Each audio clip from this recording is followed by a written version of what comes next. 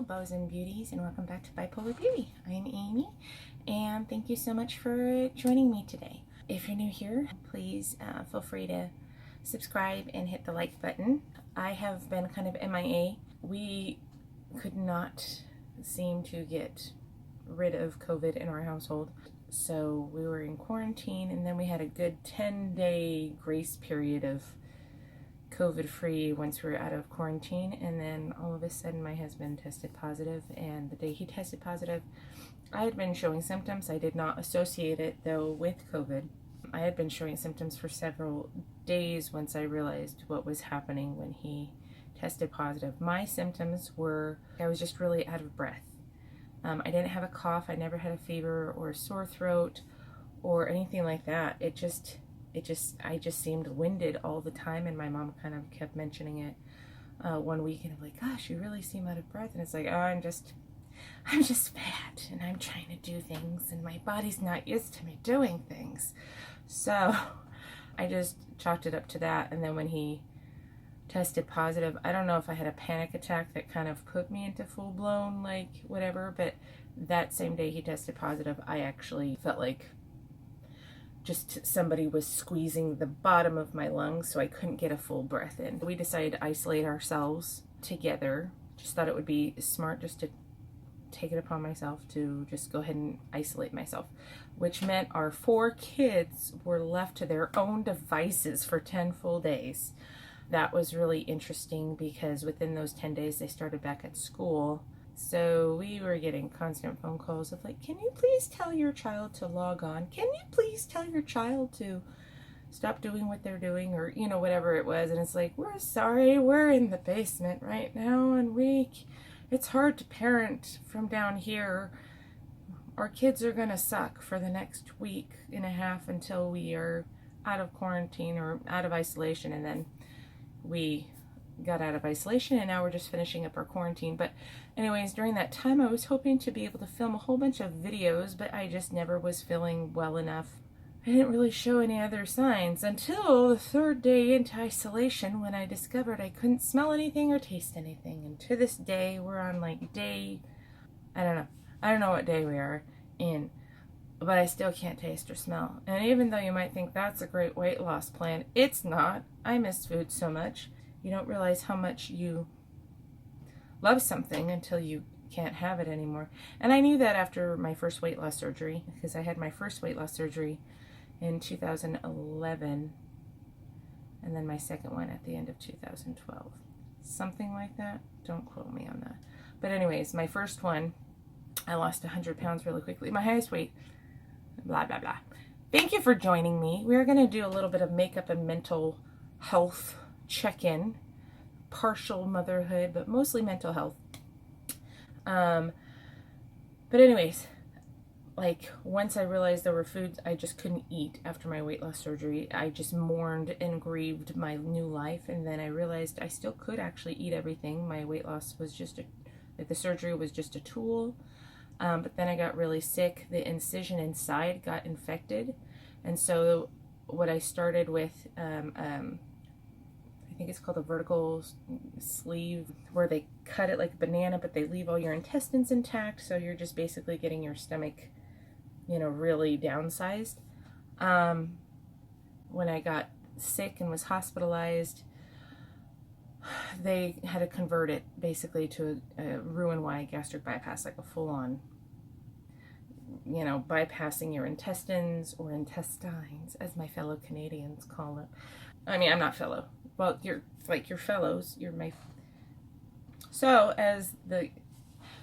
anyways, the point is, after the second weight loss surgery, I was grieving food all over again and thinking, oh my gosh, this is a worse surgery than the first one, because the first one I could still eat whatever I wanted. It was just restriction in terms of how much, you know, because you're limited in space, and it was great. But the second one was like, not only are you limited in space, now you're going to have other issues, which I did. It started a whole plethora of issues. Would I go back and do it all over again? You betcha.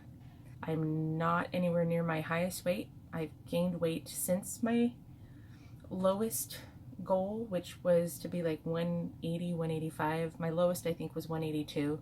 My highest recorded was 374. So I was almost 400 pounds, but I know I was at least 400 pounds at my highest. I just didn't get on a scale. But I was wearing size 36, 38 clothing, and now I'm wearing a comfortable 18-ish, depending on what I'm wearing. Whatever, my lowest, I was a size 10, 12, which was fantastic, but just, it didn't look like me. Like, I didn't like who I saw in the mirror. So even though I wore a smaller size, I looked in the mirror and I didn't recognize myself, and I didn't like who I saw. So even though it was really cool because you got so many compliments, and then you're thinking, gosh, I must have been a beast before. I must have looked like crap before. I felt kind of like a repeat. I felt like I was in the Twilight Zone when I couldn't taste anything. It's like, oh my gosh, I just want to taste the food. He made chili the other day, and I ate it because I still need to eat. And for some reason, it's like, I know for a fact this is like the most amazing chili. I can't even tell you, but the mouthfeels were like phenomenal. Like, it was so hearty, and I could tell it was savory and rich. The texture, I've never paid attention to texture as much as I am now. And so I pray that I get my sense of taste and smell back relatively soon. But wow, what an experience. Kind of gives me a new appreciation for food. Very similar to when I had the weight loss surgery. I asked my surgeon if I could gain weight to be about 200, and he said that was fine, because I was just more comfortable in seeing myself like that. Excuse me, it could have been body dysmorphia. I don't think so, because I saw how small I was, and I think that's why it scared me. It's like, I don't think I'm meant to be like super small, super skinny, or just skinny. I feel like I have a wider frame. I'm very boxy. I don't have curves. When I was heavier, I had curves. A year after my weight loss surgery, my second one, I did have a breast reduction and something called a paniculectomy, where it removed all the excess skin around my tummy, like my apron, or the panis. You guys are getting a lot of lessons in the words here today. So, oh, I should probably do makeup as I talk. I'm going to show you one thing, though, that I did get. That's probably my #1 favorite gift. And that is my daughter made me a cute little makeup brush holder in class before they went on winter break or Thanksgiving break. Having all my favorite brushes going in there. So that's exciting. And it looks very pretty. Once I get this space done, she knows that my colors in this room there are a lot of black, white, gold, silver, and pink, and crystal, if that's not a color. Anyway, so it matches perfectly with the aesthetic of the room, along with the room being messy. But I will be eventually doing a declutter and clean of this space, and hopefully you'll join me for that future video. But for now, I've already prepped my skin with toner and like an essence and moisturizer. But because I am just going to be working on my bedroom today, it's actually really exciting. I don't know if I'm even allowed to talk about it. It's super hush-hush, but I'm going to say it anyway, because I don't, it's so funny. I don't know that she necessarily watches all my videos. I know she's seen at least one, and that was my Christmas home tour. If you haven't seen it, I'll link it down below, but I've never done one before, so it's super long. I'm just using primer just to fill in the pores. This kind tends to ball up. It is the Mally Perfect Prep Primer, and it's in a little tub. Looks like this, and sometimes I like to rub it in between my fingers. That way it kind of like melts it. Otherwise, if I put it directly in my skin, it does this. And there's no attractive. And looks like I have little balls of boogies all over my face, and I don't. I'm just mainly doing that in the areas where I either have larger pores. It kind of fills it in and gives the illusion of minimizing my pores, as well as I do have some texture here from old acne scars that I don't even remember having. I was pretty fortunate my teenage years where I didn't deal with too much acne. I actually got acne as an adult, so that kind of stink. I think I'll go ahead and put a BB cream on of some sort. I'm going to use the CoverGirl CG Smoothers, just in the number 805 Fair to Light. And I'm just going to kind of dab that all over the face. Oh no. It's okay. I'm wearing sweats today. I wear sweats every day. one of my goals, I don't have resolutions. I'm terrible at resolutions, so I'm not even going to make any because I know myself. If you have read Gretchen Rubin's The Four Tendencies, which was one of the very first books I read after I was diagnosed with bipolar, a little fuzzy in my hair. I'm excited too because look, like I have little hairs, which means it's growing. I'm sure it's age, I'm sure it's genetics, maybe weight loss, surgery, you know, after 9 or 10 years now, just my body catching up of not being able to absorb as much protein. I have lost so much hair, so it's thinning so much. I try really hard to keep things loose so it's not pulling, but as you can see, there's just a lot missing, but I do have some regrowth, and that's exciting. I'm not even doing anything for it other than just eating more proteins. The point is, I'm pretty sure the book, The Four Tendencies by Gretchen Rubin, was in the therapy room, the group room, and there were just 4 different types of people based on this book. And when I did like the little test, I guess you could say, I found out I'm an obliger, which totally makes sense, because if it's anything to do with me, I will not do it. I just won't. The fact that I'm doing YouTube is actually huge because I don't keep any promises to myself. Whether it's a feeling of worthlessness, I don't feel worthy, or I don't feel like why would people watch? Why would people give a crap about what I have to say? The fact that I'm even doing YouTube is kind of like a huge thing. Because obviously I'm not doing it for subscribers. I'm not doing it for, I'm kind of just doing it for a therapeutic whatever for myself. What it does is it obligates me. I'm an obliger, which means if somebody else has expectations of me, I feel obligated to do it. And for the most part, I do, because I don't want to let other people down. It's like being a people pleaser. Oh, I think I put it in the drawer.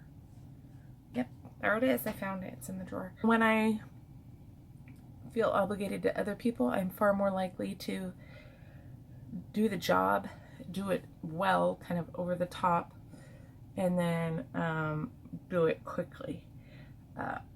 So because I just feel like, no, I have to do this because I told this person I would, and I can't go back on my promise. So it's just a sense of, I feel a sense of urgency trying to do it.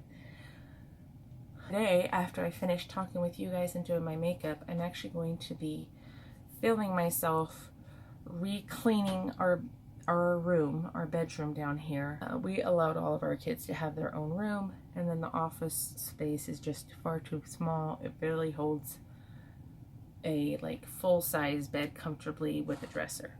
I think I am gonna contour though, because I do enjoy a good contour. It just makes me feel bronzy and like I've been somewhere. Anyways, I'm kind of all over the place. So the point is, I feel especially motivated to get our bedroom done, and the only reason why it's undone is because of holidays, and things just kind of landed in our bedroom. And so today, while we are still in quarantine, I wasn't able to do it initially. I'm going to be working on this space because I have a dear friend, and I really do consider her a dear friend. I've watched her for her YouTube channel for years. And I'm going to try not to cry, but she's just so motivational and so inspirational, and she just has this amazing wit and humor about her, and she's like the better version of myself, of who I want to be, of she has ADD, diagnosed ADD, and so she's kind of flighty and all over the place. Well, I don't have ADD, but that is definitely something that I struggle with, is just not being able to, I think it just goes with the bipolar, of just not being able to focus and to do the things that I want to do. I'm also very much a perfectionist, so if I can't do something right now in a short amount of time that I have set aside for it, I won't even start, and then the overwhelm kicks in, and then the guilt kicks in, and then I eat, and then I gain weight, and then I blah, blah, blah, blah, blah. This amazing woman, her name is Cassandra Arson, and she is the reason why I started wanting to do YouTube, is because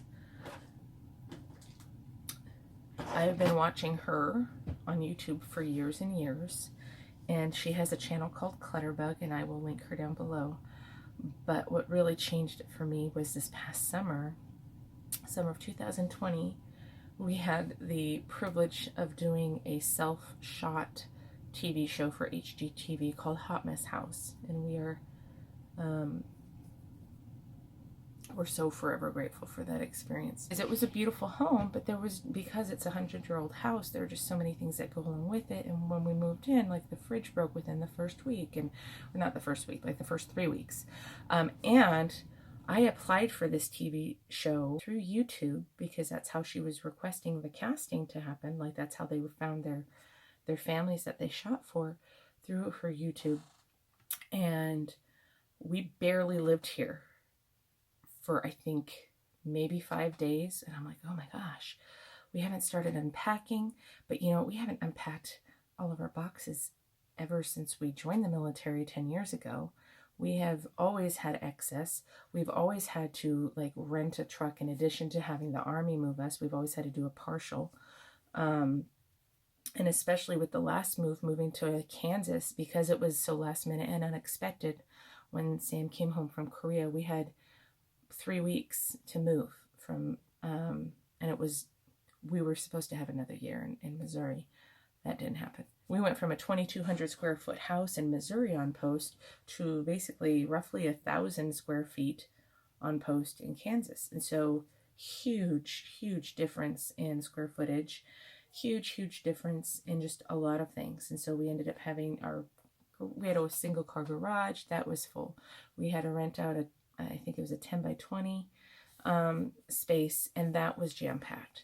Reasoning behind Sam buying the house as a surprise was huge because it's a huge house. It's like 4,300 square feet with 4 floors, you know, including attic space and basement.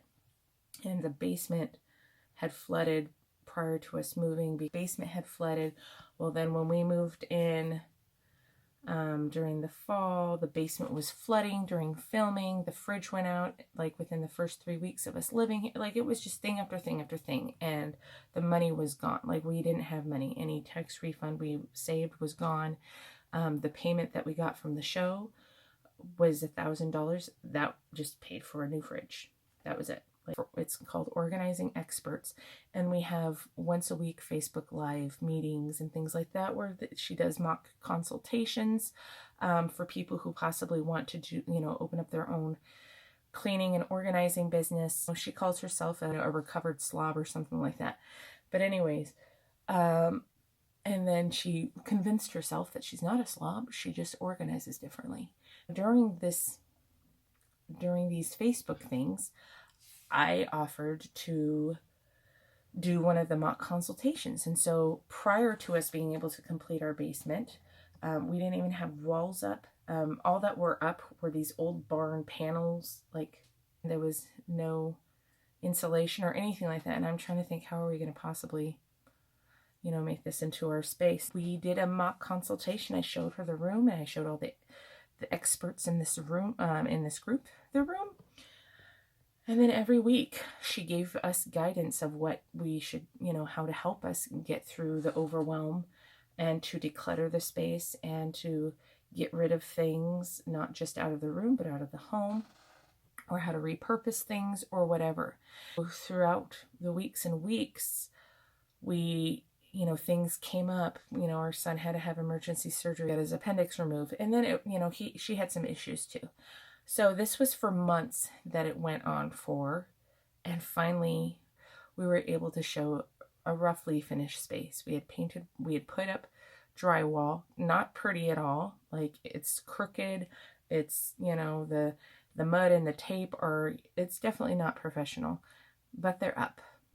And we painted it, and I screwed, you know, floorboards, baseboards, or, you know, whatever, molding to the top and the bottom, and we put down cheap carpeting from Home Depot, like the indoor-outdoor stuff, and I used stuff that I already had to decorate, and she was just really impressed, and it made me feel so good because we were able to do the space because we were obligated to somebody else. If she hadn't done that, we still would be living in chaos and clutter, of having tools and, you know, garage shelves down here and just a plethora of things that did not belong in this space. So she had requested that I take video and pictures of the finished space, send it to her, and then she would actually show it on her YouTube channel for a collab, which is huge for me because I've watched her for years and years and years, and I just grew so attached to her through the show. She just is so wise and so kind and so compassionate, and a lot of time, and she's literally like the one celebrity that I would love to meet. So I kind of feel like I've met her, and you know, like how you always hope that whenever you meet somebody you really admire, I'm not gonna say idolize, but definitely admire, that there's always a sense of like fear that you're going to be disappointed when you meet them because they're not who they appear to be. She is who she is, like through and through. There's no pretense. She is just this funny, witty, sarcastic, sometimes inappropriate, which is okay because I love that part too. She's just a phenomenal human being, and we were able to do so much because of her. But then, before I was able to record, life just hit us really hard with, you know, COVID with our daughter, and then the kids being home to do remote learning, and I just wasn't ever able to take the time to do the recording before it went to crap again. So the room is not as bad as it was, obviously, when we had started the process. It's just a matter of putting laundry away, putting Christmas bins away. This is where we wrapped all the gifts. So, you know, it's just stuff like that. It's nothing terrible, but it's going to take me, you know, a good hour or two, maybe even more, I don't know, to put things back where they belong. And that's totally fine. So I will be doing that right after this. So I wanted to look semi-decent for that video, hence why I'm putting makeup on at like 6 o'clock at night, just in time for, you know. And that leads me to my next point, is I wanted to do one too, and I wanted it to be simplify, but I realized that that's actually not realistic for me to simplify. My brain is just too, it doesn't really compute that word, and I will always be the person who makes things difficult for herself no matter how much I try to simplify. And when I try and simplify, it actually creates more work. So I'm not going to do that. What I am going to do is go with the words good enough, because what I'm doing for right now is good enough. You know, the fact that we've had so many things happen within our home very recently, and I've done nothing in my home. I've done nothing for the last 12 days. I've done nothing. And that's really hard because once upon a time I was a doer and I did all the things. So it was really hard to have to rely on other people. It was really hard to kind of step away from control, of not being there for the kids. And they did fine. You know, we got a lot of phone calls saying, hey, you know, this is happening or this is happening, but they're kids, and if they're not being monitored or supervised, it's not really on them. You know, they're doing the best they can with their circumstances. And they have never had to deal with the pandemic before. So good enough and giving myself grace is really the thing that I want to really remember this next year. Progress over perfection. Progress, not perfection. Whatever you want to call it. I'm just not going to worry about it. I worked really hard trying to make that video of my house tour perfect, and it wasn't. I couldn't upload it for 3 days because for whatever reason I had a corrupted file. It was just a lot of stuff, and I can't stress over it. I was sorely disappointed that it wasn't what I wanted it to be. And then looking back, it's like, oh, I probably didn't need to spend so much time on this and this and this. But I will say that video is more of a diary for me than it is like me showing off my house. It's like, look at all the beautiful things you have, Amy. You are so blessed. And a lot of those things I've actually had for years and years and years, even from my first marriage. And Sam and I have been together for almost 15 years, so it's really hard to comprehend that I actually have a space where I can show all of these things. And some of them were recent purchases from, you know, Hobby Lobby or Walmart or whatever. And because I had the space for it. And so why not use it with things that I absolutely loved? It's almost like a journal entry out of the Bell family book of life.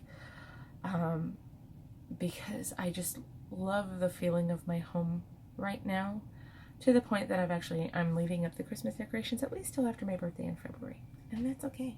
And I'm okay with that. Because it's beautiful. And I'm so proud of it. But if I hadn't had a channel to record, or a reason to record, I don't know that I would have decorated as extensively as I did.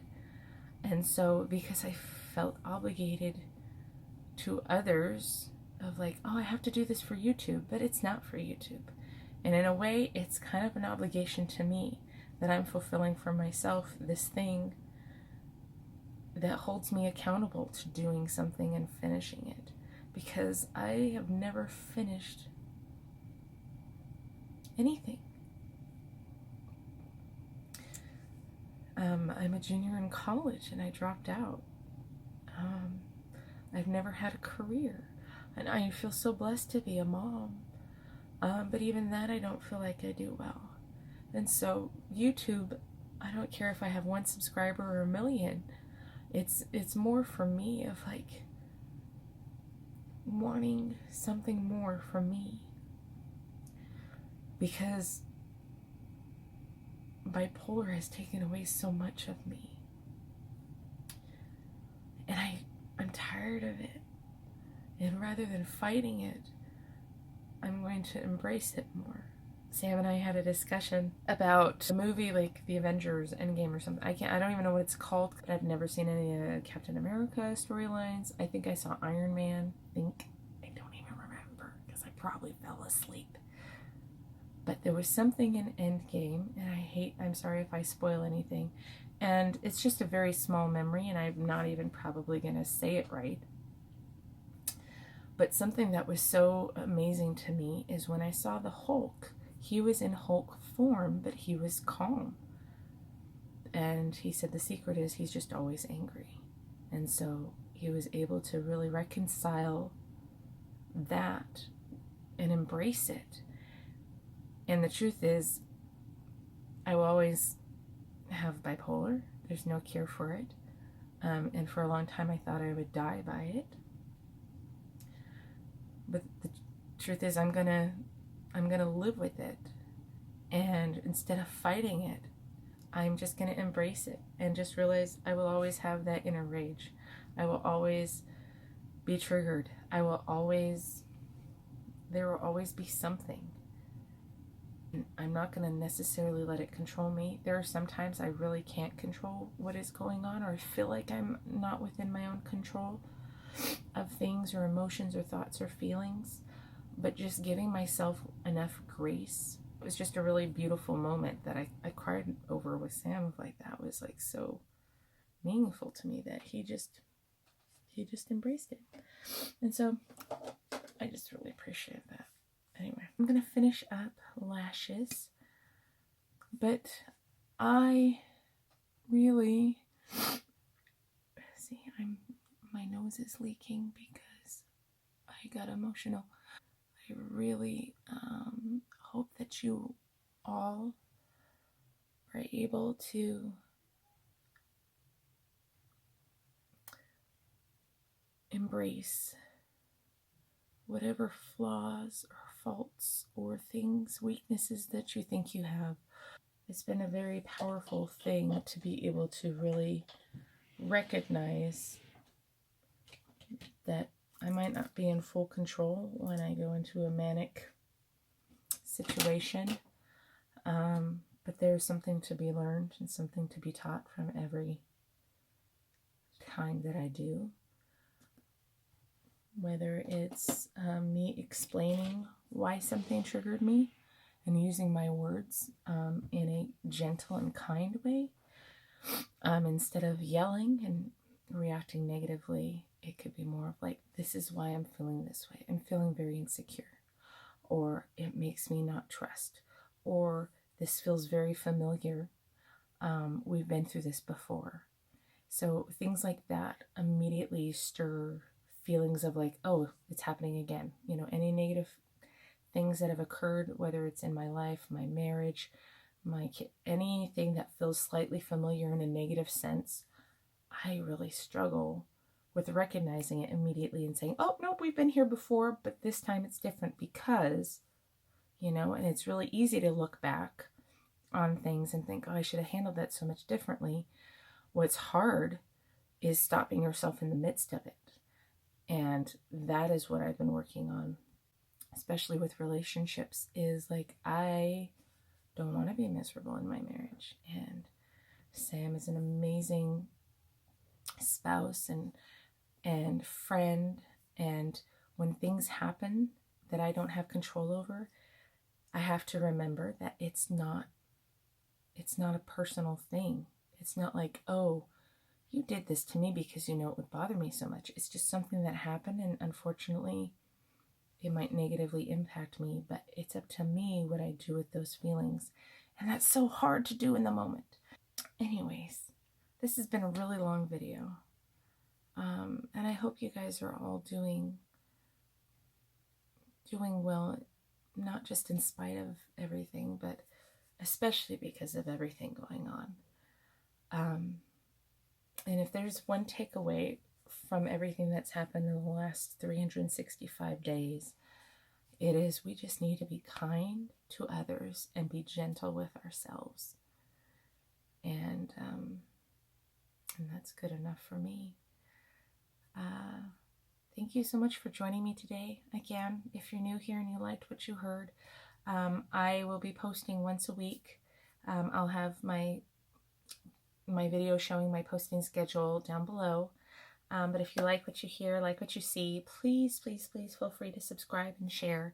Even if just one person hears what I've said and it can help just one person, I know that really helps to heal my soul, is to not feel so alone. And I think that's what putting myself out here doing this is also about, is just connecting with others who might feel the same as I do. Anyways, thank you so much, and I hope you all take care of each other and be kind to one another, and I'll see you next time. Bye.